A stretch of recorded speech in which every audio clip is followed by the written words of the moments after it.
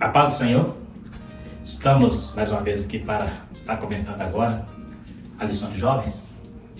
É um prazer poder estar compartilhando este tema com todos que estão nos assistindo aí. E estaremos falando sobre a lição Libertos para Viver em Santidade, que é a lição de jovens, será ministrada no dia 29 de janeiro, a lição de número 5. Quero pedir a vocês que, antes de estarmos iniciando, que visualize o vídeo, nos ajude ali dando o seu like, se inscrevendo no canal, para que nós possamos estar sempre divulgando esse trabalho.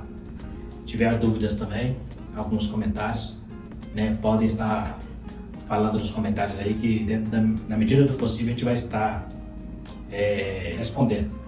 Então vamos falar sobre a lição de jovens, que é libertos para viver em santificação. O texto principal: porque não nos chamou Deus para a imundícia, mas para a santificação. 1 Tessalonicenses 4, versículo 7. O resumo da lição: o cristão foi resgatado por um bom preço, o sangue de Cristo, para que viva em santidade até a vinda de Jesus Cristo. Então aqui nós vemos que nós fomos chamados, como diz o textual, não para viver em imundícia. Imundícia é o símbolo do pecado, da impureza, mas para viver uma vida, fomos chamados para viver uma vida separados do pecado, separados para Deus. E o sangue de Cristo é aquele que nos resgatou para que possamos ter esta vida. É através do sacrifício de Jesus que nós passamos a ter o direito de ser chamados filhos de Deus, E através desse direito nós recebemos a santificação, que é um atributo comunicável de Deus a nós. Como vamos falar aqui para frente, não é uma santificação absoluta e ainda não é também definitiva, porque é uma santificação progressiva. Nós estaremos trabalhando isso dentro desse texto. E estaremos trabalhando também dentro da carta de Pedro, uma carta muito importante, uma carta conhecida como Epístolas Gerais. Estaremos falando um pouco dentro dela. A nossa introdução: estaremos refletindo sobre o chamado à santidade, baseado na primeira carta de Pedro, cujo tema central é a permanência da santidade em meio ao sofrimento do crente. Esse é o tema central da carta. A manutenção da santidade recebida na justificação e a regeneração exigida, pois para isso o cristão foi salvo. Então presta atenção, a palavra manutenção da santidade. Como que eu consigo fazer isso? Através de uma vida de vigilância, buscando ao Senhor, orando, jejuando, lendo a palavra, pedindo a Deus sempre direção, para que eu possa, quando o pecado estiver batendo a porta, acender uma luz vermelha, uma luz laranja me alertando, para que eu possa estar buscando sempre essa santificação. Isso é manutenção. Então, para viver em santidade, ainda que fomos resgatados pelo sangue de Cristo, nós precisamos viver uma vida de vigilância, para que possamos ter uma manutenção eficaz em nossa santidade. Então estaremos trabalhando sobre isso aí na carta de Pedro, que é uma carta também que ela mostra o sofrimento do crente, o sofrimento do cristão em meio à perseguição, em meio às lutas, e contradizendo algumas igrejas, alguns pregadores, que acham que que pregam que a vida do cristão é um mar de rosa e que ele não terá, sofrimento algum. A carta de Pedro vem na contramão dessa teologia. Estaremos trabalhando sobre isso aí. Contexto da primeira carta de Pedro. Os destinatários da primeira carta. A carta foi escrita para os judeus dispersos por causa das perseguições. Essa perseguição irrompeu no reinado de Nero no ano 64. Então essa perseguição, ela é uma perseguição do Império Romano, quando eles percebeu que o cristianismo era uma ameaça, ao Império Romano, Eles entenderam que o cristianismo era algo que, assim como no início eles pensavam isso dos judeus, mas depois, aos poucos foi dando uma certa liberdade para os judeus, os cristãos se tornou uma ameaça, E inclusive os próprios judeus, ao perseguir os cristãos, tiveram apoio de Roma no início. E depois o próprio Nero, ele começou a perseguir os cristãos. A princípio eram judeus com apoio de Roma. Nós encontramos o apóstolo Paulo pegando carta dos principais sacerdotes que tinham o apoio de Roma para perseguir os cristãos com uma seita que era contrária ao judaísmo. Agora nós encontramos os cristãos sendo perseguidos no império pelo imperador Nero por ser uma contradição, segundo eles, a idolatria que se imperava, né? A idolatria que existia no Império Romano. Então veio um novo Cristo falando de um novo reino, e isso foi contra a ideia dos romanos, né? Que muitas vezes idolatravam seus imperadores como Deus, né? E os cristãos não baixavam a guarda diante dessa situação. Então a gente vai trabalhar um pouquinho isso aí, e ela irrompeu lá no ano 64, nós encontramos o apóstolo Paulo sendo vítima dessa perseguição, o próprio apóstolo Pedro, né, segundo a tradição, ele foi martirizado, crucificado de cabeça para baixo, né, e muitos cristãos judeus nessa época estavam dispersos não só por causa da perseguição religiosa, mas também por questões econômicas, né. Após a conquista de Alexandre, muitos judeus migraram para países estrangeiros. Então nós temos aqui uma diáspora, né? Uma dispersão de judeus. E aqui nós estamos falando agora dentro do contexto cristão, dispersão de judeus que se converteram. Então, mas no geral, muitos judeus, mesmo no período de Alexandre, imperador grego, né, antes do Império Romano, muitos judeus já tinham migrado para outros países. Há quem diga, né, alguns historiadores, que chegou a ter uma média de 1 milhão de judeus só no Egito, né? Então, e muitos deles não foram para lá por causa só de perseguição, mas por questões econômicas. Mesmo antes de Jerusalém ser destruído, eles já estavam dispersos, alguns deles, né? E era por questões econômicas, busca de vida melhor, né? Então, é por isso que quando Paulo vai pregar o evangelho, existia judeus, sinagogas espalhadas por todo o Império Romano. Então, toda a cidade que Paulo chegava, na sua época tinha uma sinagoga, porque muitos deles migraram para essas regiões, não foi só por causa da perseguição, mas sim por questões econômicas. Agora nós encontramos cristãos sendo dispersos, né? E isso parte ali nós encontramos ali desde a perseguição que aconteceu pelo apóstolo Paulo lá no capítulo 6 e 7 de Atos, né? Onde mostra ali Estevão sendo apedrejado, o primeiro mártir. Depois nós encontramos Filipe fugindo de uma perseguição e pregando em Samaria, mas ali ainda era uma perseguição mais judaica. Até chegar no ano 64, que o imperador Nero começa a perseguir os cristãos, entendendo que eles eram uma ameaça para o império, né? Era como se fosse um verme que tinha que ser eliminado, né? Então,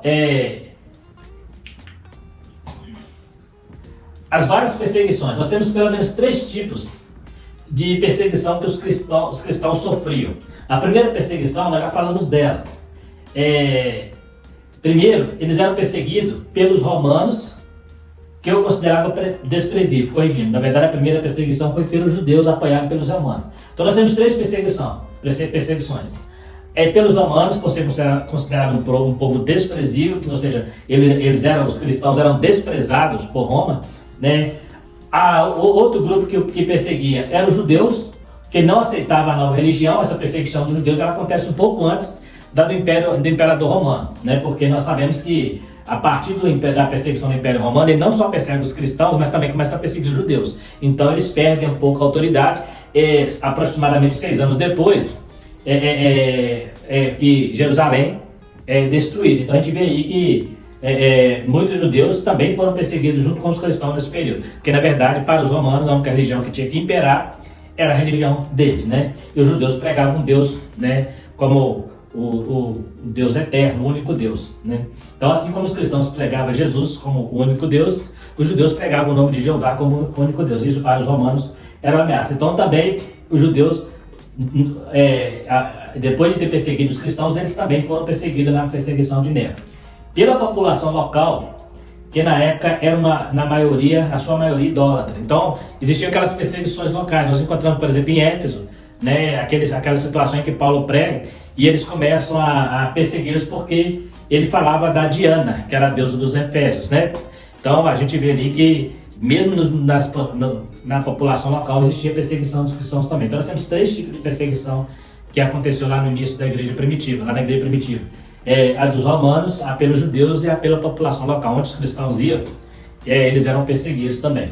E aqui, né, nós temos aqui, né, alguns, muitos foram julgados em arena, né, para ser devorado por leões, né, como se fosse um espetáculo, né, significava a plateia assistindo, como se aquilo fosse uma diversão, né.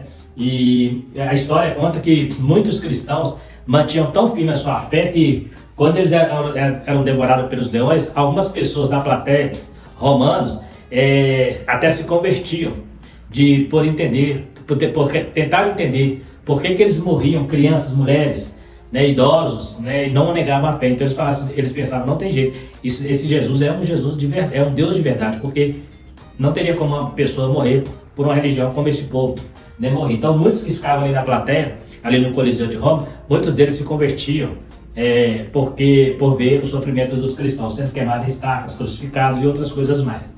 Né? Então era uma perseguição muito grave. Né? E Pedro vai trabalhar um pouco sobre isso, a perseguição na vida do crente, né? Porque hoje nós vivemos um evangelho onde tem se pregado muito uma vida sem perseguição, uma vida de, né, alguns até dizem que perseguição é porque tem coisa errada, porque tem pecado, né, e muitas vezes não é. Às vezes a perseguição é porque nós somos ameaça ao reino das trevas. Então o diabo, ele levanta perseguições, né? Só que vivemos uma época em que isso não tem acontecido muito, acontece muito isolado, mas em países, né, do Oriente tem muita perseguição por religiões islâmicas, né? Lá os cristãos sofrem perseguição à semelhança dessa, mas vivemos num país, no Brasil, onde é laico e nós podemos professar nossa religião, e existe um ou outro que tenta se levantar contra, mas não se considera perseguição se comparado à perseguição dessa época, e é o que acontece hoje nos países de origem islâmica, né, onde o islamismo tem mais força. Então, o sofrimento é o tema central da epístola. A epístola tem a intenção de encorajar aos cristãos a permanecer firme em meio ao sofrimento, mostrando que na vida do cristão o sofrimento não pode ser um empecilho à santificação. O sofrimento mostra quem somos, que somos estrangeiros e peregrinos neste mundo. Nos mostra que não há porto seguro nessa terra, somos cidadãos do céu. Então, uma das coisas que Pedro mostra na carta é que o sofrimento, ele não pode ser um empecilho para a minha santificação, muito pelo contrário. Enquanto mais o sofrimento se aproxima, mais próximo de Deus eu preciso estar, eu preciso buscar mais a santidade. Porque se eu estou sofrendo por causa do reino, é porque eu tenho incomodado o reino das trevas. E também ele mostra que, através da carta, que nós os cristãos sofremos porque nós não pertencemos a este mundo. Né? A Bíblia diz que quem ama o mundo, o amor do Pai não está nele. E Jesus falou assim, se o mundo vos odeia, antes odiou a mim. Então, é muito perigoso quando a gente vê algumas igrejas, alguns movimentos tentando fazer aliança com o mundo, tentando puxar o mundo, puxar o mundo para o lado da igreja, né? E isso não funciona. Puxar a política, né, envolver a política na igreja, né, achar que o Brasil, por exemplo, tem a obrigação de aturar os cristãos, aturar o protestantismo, né, aturar os princípios cristãos. Às vezes nós pensamos isso. O Brasil, né, a Bíblia diz que o mundo jaz no maligno e a igreja não pertence a este mundo. Então, este mundo nunca vai ter paz com a igreja. Esse mundo nunca não vai ter essa relação de paz com a igreja. O mundo sempre vai ser inimigo da igreja enquanto a igreja prega a palavra de Deus.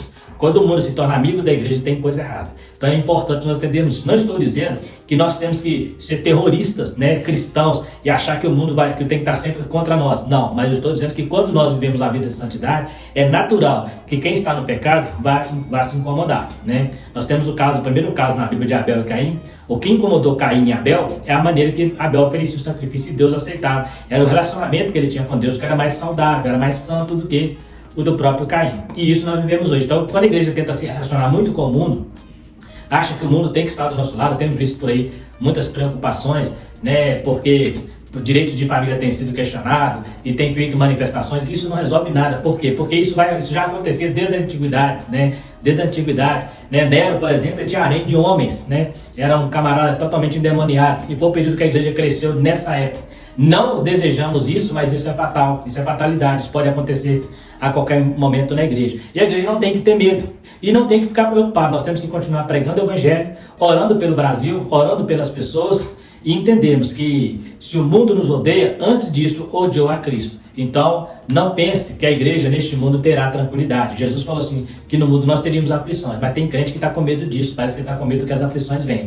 Então, a carta de Pedro vai nos mostrar exatamente isso. Enquanto você estiver no mundo, você vai sofrer perseguição, seja ela psicológica, seja ela de situações de opinião, né, opinião pública, né, questões religiosas, pode ser várias coisas.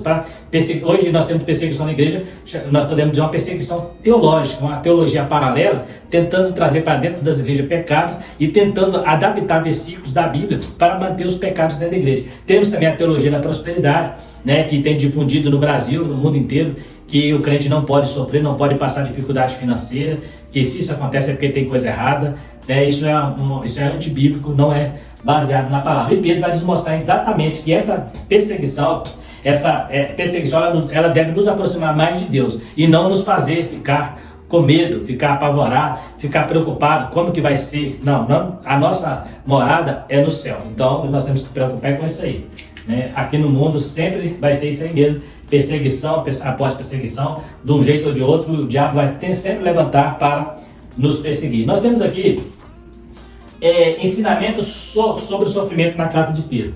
Primeira coisa que ele ensina lá, né, eu trouxe aqui um quadro aqui, ele ensina que nós precisamos regozijar no sofrimento. Isso não é ser masoquista. Regozijar é eu entender que quando eu estou sofrendo, eu entendo que alguém está sendo incomodado e isso está despertando sofrimento. Então significa que eu estou no caminho certo e isso me faz ter alegria, né? Traz honra e glória. Por quê? Paulo fala que ele alegrava por ser participante das aflições de Cristo. E nós, quando somos participantes pelo nome de Cristo, somos, né, isso traz para nós honra e glória. Resulta em alegria, por quê? Porque também entendemos que a Bíblia fala que nós devemos alegrar nossas tribulações, porque, né, por mais que nos venha a tribulação, o que mais importa é entrar no reino dos céus. Outra coisa, aprendemos também com a perseguição, quando ela causa morte. A morte para o cristão não é o final, é o início de uma nova vida com Cristo, porque a vida, nós cremos na vida eterna como o Senhor. Então a morte não deve ser terror para ninguém.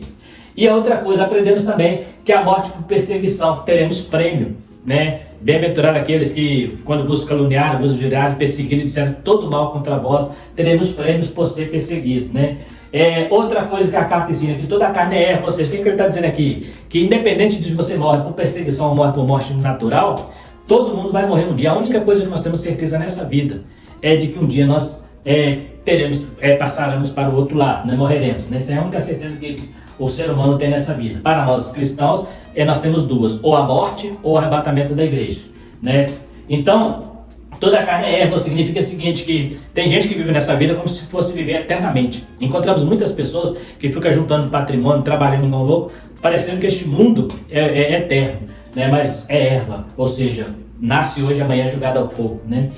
O evangelho não pode perecer. Outra coisa importante, por mais que venham as perseguições, nós precisamos manter a integridade do evangelho, da pregação da palavra, né? Não podemos baixar a guarda. Pedro um dia falou com ele, nós vamos te açoitar e vou soltar, e você não fala mais nesse nome. Ele fala assim, importa mais obedecer a Deus do que aos homens. O evangelho não pode parar por causa do sofrimento. Outra coisa, o sofrimento mostra que não somos daqui, porque se fôssemos daqui, o mundo nos agradaria. Jesus falou isso lá, né? Se eu pedisse ao meu pai 12 legiões de anjos, ele mandaria, mas ele não é deste mundo, esse meu reino não é deste mundo. Então também nós fazemos parte deste reino. Então se o reino de Cristo não é deste mundo e você pertence a Cristo, significa que você pertence ao reino dos céus. Então isso é uma grande honra para nós, né? O sofrimento de Cristo salva, né? O sacrifício, porque a gente fala assim, mas por que nós sofremos? Porque o próprio Cristo sofreu na cruz, mas o sofrimento dele produziu vida. O sofrimento de Cristo produziu salvação, né? Enquanto o pecado de Adão levou toda a humanidade ao pecado, o sofrimento de Cristo, através do seu sacrifício, resgatou essa humanidade. Então, por que Cristo sofreu sendo um homem bom, sendo o Filho de Deus? Exatamente para garantir a nós o direito de entrar no céu.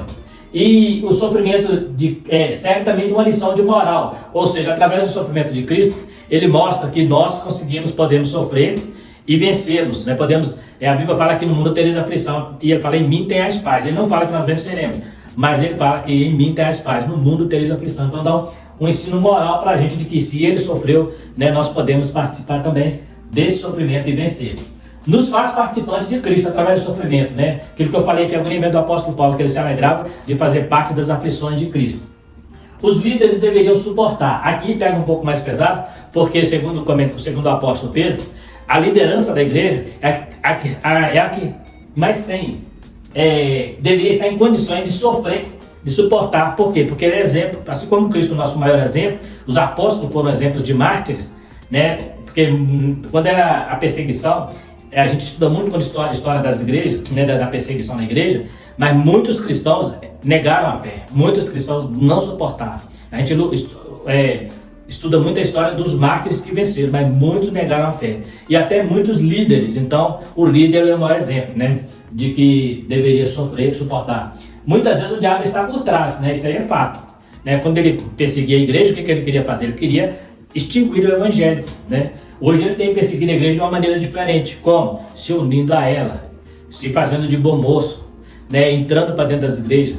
Então hoje ele vem com a sutileza, nós estudamos isso em lição anterior, a sutileza, ou seja, quase que imperceptível. Se não tivermos o Espírito Santo na nossa vida, nós nem percebemos que ele está presente, porque ele percebeu que enquanto mais perseguia a igreja, mais ela crescia. O que ele fez? Eu vou fazer o seguinte, ao invés de eu perseguir pela força, pela violência, eu vou perseguir pelos princípios, eu vou perseguir pelas doutrinas. E começou a colocar doutrinas de demônios dentro da igreja. O apóstolo Paulo já orienta isso à igreja, né? As suas cartas ele fala que surgirão falsos pastores que colocarão entre vós doutrina de demônio. Então essas doutrinas, ela aparentemente está muito bem, o crente está muito bem fisicamente, moralmente, socialmente, mas espiritualmente ele está sendo desvirtuado, ele está sendo tirado a sua atenção do reino do céu. Essas igrejas hoje que pregam muito prosperidade, muito dinheiro, as pessoas criam raiz na terra. E nós não podemos criar raiz aqui. Então, o diabo sempre está por trás de uma perseguição. E um dia, essa é a coisa mais linda, né? É que um dia essa perseguição vai cessar, né? Um dia ela vai cessar. Então, vai chegar uma hora que nós vamos, né, sair daqui, encontrar com o Senhor, e toda lágrima será enxugada dos nossos olhos. Então, vai ser interessante. É interessante a gente ver isso tudo está na carta de Pedro. Essas perseguições e as características dela. Então, ele fala também que um dia vai cessar, né? E aí, quando nós chegarmos diante de Deus, nós seremos galardoados por ter alcançado vencer toda essa perseguição, né? Então nós temos aqui temas doutrinários da epístola. Além do tema central, a epístola ela trata de alguns temas que eu fiz questão de colocar aqui, sobre a doutrina de Deus, a teologia. Ela traz ensinos morais, né? Ela traz a doutrina de Cristo e sua obra, a cristologia, a doutrina do Espírito Santo, a pneumatologia, a doutrina da igreja, eclesiologia, e a esperança na vida eterna, a escatologia. Então ela trabalha os temas da teologia sistemática, tudo nessa carta, na primeira carta, uma carta pequena, mas tem todo esse assunto em seu bojo. Então ela começa falando sobre Deus, sobre os ensinamentos, sobre a doutrina de Cristo e sua obra, e vem falando sobre o Espírito Santo trabalhando para que nós possamos vencer as batalhas, mostrando a igreja nesse contexto de perseguição e mostrando a nossa esperança de um dia estar com o Senhor. Então é interessante que ela tem esses temas aí, 6 temas voltados para a teologia. Nós chamamos da teologia de teologia sistemática, né? A santificação recebida na justificação deve ser mantida. Uma santificação que traz esperança. 1 Tessalonicenses 4,17. A regeneração e justificação são atos da misericórdia de Deus e nos coloca na posição de santos. Olha que interessante. A regeneração, que é a nossa salvação, ela regenera, né? Tira tudo que é podre. Quando a gente fala de regenerar, tira aquela parte que não presta e ela se recompõe com a célula, né? Regenera e justifica. O que é justificar? É muito mais do que perdão. Porque justificar colocar a pessoa na posição de justo. O que é um justo? É a pessoa que não deve, a pessoa que não cometeu. É como se o diabo chegasse para Deus e falasse assim, Marcelo pecou, mas eu fui justificado. Deus fala assim, Marcelo nunca pecou, ele é inocente. Justificar é inocentar, é apagar os delitos, né? Então, a regeneração e justificação são atos da misericórdia de Deus, não é mérito nosso, mas nos coloca na posição de santo.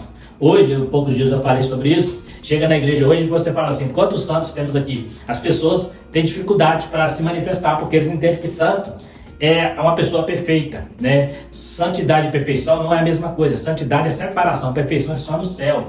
No céu os santos serão perfeitos, mas aqui não. Então a santidade é separada, o pecado se torna acidente. Então quando a gente pergunta se tem alguém santo aqui, todos nós somos santos, porque somos separados por causa da regeneração e da justificação. Então quando o diabo te acusar e falar que você tem pecado, você foi justificado, e o seu pecado se torna acidente. Você não perde a sua santidade. É aquela santidade posicional, que depois ela se torna progressiva, e no final ela é a santificação final. Então é a posição de santo. A santificação é progressiva, tá vendo aqui? Nós temos ela posicional e a progressiva. E, portanto, há imperativo na Bíblia nos orientando sobre o zelo pela santidade, que nos dará no final a nossa redenção, onde alcançaremos o nosso corpo glorificado. Então nós temos aqui nesse texto aqui os três estágios de santificação. Nós temos a posição de santo, nós temos a progressiva e temos a final, que é a glorificação do corpo, o corpo sem pecado. Neste período aqui, no último aqui, vai ser a santificação perfeita. Então, nós temos que manter essa santificação para chegarmos à glorificação, ao corpo de glória, né?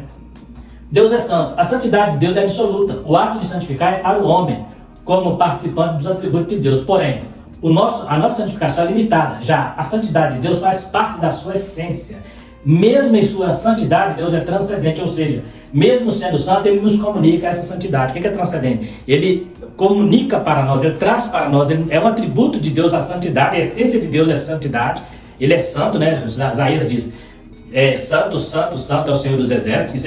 Isso é a santidade de Deus, é a essência dele. Então ele não tem, a palavra santificar não existe para Deus. Porque santificar é um verbo, é uma ação. Eu devo me santificar. Deus não, Deus ele já é santo. Então, e nós ainda temos que nos santificar. Somos santos, mas temos que cada dia estar progredindo nessa santificação. Então santificar é para nós uma necessidade. Para Deus é a sua essência, já faz parte da essência de Deus. Então Deus ele não precisa santificar, ele já é santo. E nós, cada dia nos santificando, para que um dia possamos também dizer que somos santos lá na glória com ele.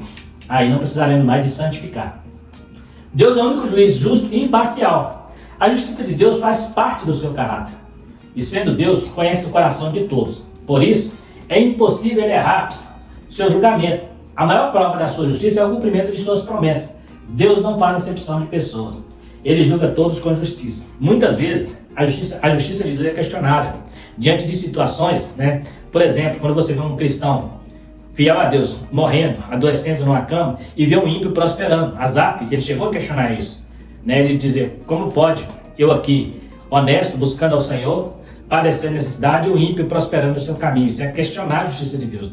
Mas aí Deus vai, leva ele ao tempo e mostra para ele que o caminho do ímpio, por mais que pareça firme, não é sólido, não é rocha, é escorregadio. Né? E ele vai se escorregar para o inferno se ele não converter. O cristão, mesmo sofrendo, né, ele vai encontrar com o Senhor. Então Deus, quando for julgar, né, alguém pensa assim, isso vai ficar impune. Não vai. Diante de Deus todos iremos comparecer para prestar contas. Então aqueles que ouviram e aqueles que não deram crédito, todos vão comparecer ante o tribunal de Cristo para ser julgado. E ele vai julgar imparcialmente. Então diante de Deus não há desculpa. Não há, porque ele não faz acepção de pessoas e ele dá oportunidade a todos. Ele nunca vai julgar alguém sem primeiro ter dado a oportunidade de mudar de vida. Deus sempre vai dar uma oportunidade para as pessoas mudarem. Entendeu? Agora, se as pessoas não aceitarem, eles não serão inocentados. Por quê? Porque a Bíblia, a palavra de Deus está julgando. A Bíblia diz que pelas nossas palavras seremos julgados e por ela poderemos ser até condenados. Então, ele não erra no seu julgamento, até porque ele é onisciente, né? Ele conhece. Não adianta eu falar assim, eu vou viver minha vida toda aqui, quando eu estiver quase morrendo, eu vou aceitar Cristo. Cristo sabe de todas as coisas antes mesmo delas acontecerem. Então, não adianta eu tentar ludibriar Deus, que não dá certo. Deus conhece e ele sabe o meu coração. Por exemplo, o ladrão da cruz. Jesus falou assim, hoje mesmo estarás comigo no paraíso. Alguém pensa assim, mas será que se aquele ladrão descesse da cruz, ele continuaria no crime? Porque ele falou aquilo só porque ele estava morrendo? Jesus sabe que aquele homem se converteu de verdade. Há pessoas que talvez estivessem ali, né, numa prisão, converte porque não tem outra opção e fala que é cristão, mas quando sai lá fora, volta para o mundo de crime. Né? Às vezes na hora da doença, a pessoa está sendo desenganada pelo médico, faz um propósito de servir a Deus. Vou servir a Deus que estou sendo... Aí alguém diz assim, porque ele foi desenganado pelos médicos, por isso que ele está fazendo isso. Mas Deus sabe se ele for curado, se ele continuaria no caminho ou não. Então Deus vai julgá-lo de acordo com a sua onisciência. Isso é importante. Então não adianta eu pensar assim, o que vai acontecer lá na frente. Deus já sabe. Jesus sabe que se aquele ladrão descesse da cruz e tivesse uma segunda chance de viver na terra, Jesus sabe que aquele homem ia manter o caminho certo, ele ia andar no caminho correto, porque realmente ele entendeu a mensagem lá na cruz. Então, ele não é injusto, ele sabe de todas as coisas. Né? Por isso que ninguém chegará diante dele inocente. Santidade que liberta. O resgate alcançado sempre era por um preço alto, e Cristo foi o preço do resgate por nós. Antes do resgate éramos escravos, agora libertos por um preço de liberdade pago por Cristo. Então naquela época os escravos, eles não tinham poder, né, dinheiro, não tinham bens materiais para poder barganhar sua liberdade, né? Então eles eram presos, nasciam escravos, os filhos dele nasciam escravos. Tinha ali o período do jubileu, que é os 50 anos, que o escravo teria direito à sua liberdade, mas ele tinha um problema, ele não podia levar os seus filhos. Então muitos deles resolviam até ficar na cultura lá, né, antiga, preferia ficar e jurar escravidão eterna por causa da família. Mas Jesus, o que ele fez? Ele veio e morreu na cruz, pagou um preço que ninguém conseguiria pagar, Ninguém no mundo teria condições de pagar o preço que Jesus pagou, morrendo pelo pecado da humanidade. Por isso aqui está a justificativa de Deus. Aqui está. Se alguém falar assim, Deus foi injusto, não foi, porque ele não poupou o seu próprio filho para resgatar a humanidade. Então, se as pessoas não aceitaram, não será justificado diante dele. O escravo não tinha condição de se libertar, pois não tinha recurso. Nascia escravo e morria escravo, mas Cristo mudou a nossa história, nos dando uma carta de alforria. Então nós não tínhamos poder algum, estávamos condenados. Mas aí veio Jesus Cristo, morreu na cruz, e aí o apóstolo Paulo fala agora, nenhuma condenação há para os que estão em Cristo Jesus, mas para os que não andam segundo a carne, mas segundo o meu Espírito. Então, é através de Cristo, é que a justificativa de Deus, o julgamento de Deus é justo e é imparcial. O cristão é resgatado para ser livre. A nossa liberdade reflete sobre o poder que passamos a ter para não viver no poder do pecado. Na verdade, posso fazer o que quiser, só que a partir da minha liberdade não tenho mais desejo de pecar. O meu prazer é transformado e o meu querer será sempre a santidade em Cristo. O preço foi o sacrifício de Cristo como o Cordeiro de Deus imaculado. Por que eu fiz questão de trazer esse comentário aqui? Porque a gente tem aquela ideia, né, a própria lição fala isso, eu sou livre, então eu posso fazer o que eu quiser, né? A liberdade não é para você fazer o que quiser no sentido de pecar, mas é assim, você tem liberdade de fazer o que quiser. Aqui está a diferença, porque quando eu tenho a liberdade de fazer o que quiser e eu escolho fazer o bem,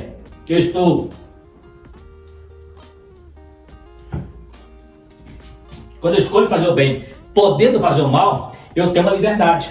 O problema é que as pessoas que estão presas no pecado, eles querem se libertar do mal e não conseguem, porque eles não têm liberdade. Então, liberdade é eu poder fazer o que eu quiser e escolher fazer a coisa certa. Exemplo, a pessoa fala assim, o crente não bebe porque a igreja proíbe, a religião proíbe. Não, eu posso beber bebida alcoólica o que eu quiser, posso mexer com droga, só que eu escolhi não fazer. Tem gente lá fora viciado que não consegue, ele precisa de um auxílio. Ele precisa de uma ajuda do Espírito Santo, ajuda até mesmo de pessoas para se libertar. Então, ele acha que ele é livre, né? Porque ele fala assim, o crente não pode beber, eu posso, ele também pode, só que a diferença é que eu posso também dizer não quero, ele não consegue dizer que não quer. Então eu posso fazer o que eu quero, mas eu faço aquilo que agrada a Deus. Isso é liberdade. Liberdade é eu poder fazer o que eu quiser, mas eu fazer o que é certo. Então, o camarada está lá na droga, está lá viciado, muitos deles, né, doido para ser livre, tá ali, né, torcendo para aparecer uma oportunidade de se libertar daquilo. Muitos vão até para a casa de recuperação, mas nós podemos escolher estar lá e escolhemos estar na presença de Deus. Isso é liberdade. Liberdade é eu poder escolher, né? E a mesma escolha ela gera consequência. Então, eu posso escolher estar no pecado, mas eu escolhi ser santo para receber o sacrifício de Cristo. Então eu escolho ser santo. Eu não sou santo na igreja por medo do inferno. Porque tem gente que está na igreja porque tem medo de ir para o inferno. Se tivesse um terceiro caminho, eu optaria por esse terceiro caminho. Não, eu sou livre para fazer o que eu quero, mas eu procuro fazer a vontade de Deus. Isso é liberdade. Se você quer ser uma pessoa que se declara livre, você tem que ter isso na mente. Eu sou livre para fazer o que eu quiser. Eu posso pecar, eu posso cometer adultério, eu posso fazer um monte de coisa. Mas eu escolhi, porque eu tenho liberdade para escolher e escolhi fazer a vontade de Deus. Isso é liberdade. A libertação plena se dará somente para a glorificação. Por quê? Aqui nós vivemos num mundo de pecado. E o nosso corpo ainda tem a natureza pecaminosa. Ainda que somos santos, a natureza pecaminosa ainda opera em nossa vida. Por isso nós temos que lutar todos os dias. Nós falamos lá atrás sobre a manutenção da santificação. Eu preciso ter uma manutenção geral todos os dias da minha vida. Por quê? Porque eu sou uma pessoa santa que habita num corpo de pecado. Mas a vida de santidade, além da gratidão, é movido pela fé e esperança. Esperança, o pleno descanso com Deus. É algo para a eternidade. Então eu me santifico porque para onde a gente vai, a igreja vai, é um lugar de santos. Lá não entra pecado. Então, é lugar de santos. Então, eu preciso estar sempre tendo essa gratidão a Deus e ser movido pela fé e esperança de um dia encontrar com o Senhor. Uma vez justificado e participante da santidade, já estamos no caminho da vida eterna, onde não haverá mais pecado, pois estaremos em um corpo glorificado, onde as marcas da nossa escravidão serão de uma vez por todas apagadas. Aí, quando recebemos um corpo glorificado, transformado, tudo dessa natureza pecaminosa, tudo dessa terra ficará aqui e nós subiremos para o Senhor com um corpo glorificado. Essa é a maior esperança da igreja. Um corpo glorificado, sem a natureza pecaminosa de Adão, mas com a natureza santa de Jesus Cristo, com a natureza santa do Pai e do Espírito Santo em nossa vida. Isso que faz a diferença. Então, enquanto aqui estamos lutando, nós temos ao mesmo tempo a natureza de Cristo nos ajudando, o Espírito Santo nos ajudando, mas temos ainda a natureza pecaminosa de Adão, que tenta impedir com que nós vivamos a santificação. A carne luta contra o Espírito contra a carne, né? Então nós temos essa luta constante. Lá no céu essa luta acaba porque estaremos com a natureza divina, né? A natureza do Espírito Santo em nossa vida, num corpo glorificado de santificação. Aprendemos que a nossa liberdade consiste em que antes éramos escravos do pecado, mas através de Cristo conseguimos vencer o pecado. E o que nos domina agora está subjugado pelo poder do sacrifício de Cristo. Hoje eu posso fazer o que quiser, inclusive não permitir o pecado em minha vida, o que antes eu não tinha força para fazer. Então eu posso fazer o que eu quiser, inclusive escolher não pecar, né? Porque agora eu tenho uma liberdade em Cristo. E essa liberdade me dá direito, me dá autoridade, me dá poder para dizer não ao pecado. E a Bíblia diz que o pecado não terá domínio sobre vós, porque vós habita o Espírito Santo. Então, nós entendemos que pela a santidade, né, a máxima da santidade é o seguinte: quando nós aceitamos a Cristo, o apóstolo Paulo fala que nós somos libertos da condenação do pecado. Porque ele fala, nenhuma condenação há para os que estão em Cristo Jesus, que não anda segundo a carne, mas segundo o meu Espírito. Então, aquela condenação que estava lá de Adão, né, aquela condenação que veio da natureza de Adão, ela é apagada quando eu aceito a regeneração, e a partir da justificação, eu recebo agora a santidade. Aí o pecado não vai ter mais domínio sobre a minha vida. Paulo escreve, o pecado não terá mais domínio sobre vós, né? Então o pecado não terá domínio sobre a minha vida. E no futuro, o pecado não estará mais no meu corpo, porque será um corpo glorificado. Então eu tenho 3 estágios, né, dessa liberdade: liberdade da condenação, liberdade do poder e liberdade do corpo. Liberdade da condenação de pecado, liberdade do poder de pecado e liberdade do corpo de pecado. Então, que coisa interessante. Então, é uma progressão. Então, na condenação, eu sou santificado posicional. No poder, eu sou santificado na progressiva. E no final, na santificação final do corpo de pecado. Então, essa é a liberdade que nós aprendemos. E aprendemos tudo isso através de uma carta do apóstolo Pedro, onde ele faz um paralelo entre o sofrimento do cristão e a sua vida de santidade com Deus. A carta de apóstolo Pedro, o tema central dela é sofrimento, mas ela fecha trazendo que, pelo menos 3 temas mais interessantes da carta, mais dá ênfase sofrimento, santidade e vida eterna. Então nós precisamos entender que esse é o processo. Podemos estar sofrendo, vivemos santidade, mas alcançaremos a vida eterna. Então essa é a nossa liberdade que o Senhor tem oferecido através do sacrifício de Cristo. No mais, que Deus possa abençoar todos vocês. Quero agradecer mais uma vez por poder estar participando com vocês dessa lição. Pedindo a vocês mais uma vez que ao assistir o vídeo, dê o seu like, se inscreva no canal, compartilhe também para alguém que você conheça, né, e nos ajude, né, e visualize, né, dá-lhe o seu like, visualize, não só esse vídeo, né, eu vou estar sempre falando isso porque a lição está muito relacionada, a de adultos, né, também, visualize, e lições anteriores, talvez você não tenha a oportunidade de visualizar as aulas anteriores, é uma sequência, então visualize ali para que você esteja totalmente inteirado do assunto. Qualquer dúvida, pode nos chamar, pode falar nos comentários, né, somos abertos à opinião, a comentários, críticas se for necessário, entendeu? O importante é a participação de todos, né? No mais, eu quero agradecer a todos, fiquem todos com Deus e até a próxima, querendo o Senhor. Amém.